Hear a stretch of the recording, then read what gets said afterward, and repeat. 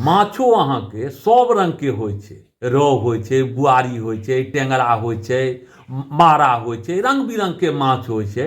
तेनाहिए खाओवला सब अहाँके कै रंगके अहाँके माछ खाइ छथिन। बरियातीमे अगर गेल माछ खाय लए वएह आदमी सब तऽ आधा खेलहुँ आधा फेंक देलहुँ, आधा रखलहुँ आधा फेंक देलहुँ।